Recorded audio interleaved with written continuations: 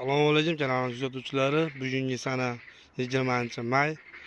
Xudo xohlasa Valovoy sersa giloslarimiz 4-uzumi yakunlangandan keyingi holat mana.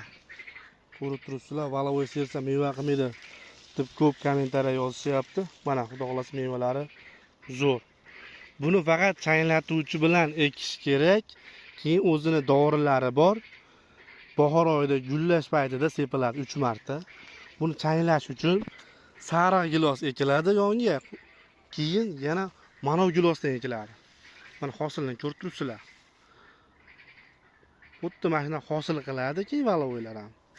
Mana shu giloslardan olib, payvand qilib beramiz shoxlariga. Ko'rib turibsizlar, mana meva 4-uzumdan keyingi holat bu mana. Gilos ko'rib turibsizlar holatni, mana meva shunday turibdi. Buni ko'chatlar xudo xolasa noyabr oyiga tayyor bo'ladi. Kimga kerak bo'lsa noyabrda aloqaga chiqinglar. Nomerlarimiz profilda bo'ladi. Kanalimizga obuna bo'lib, gilos meva qilmayotgan odamlarga jo'natib qo'yamiz.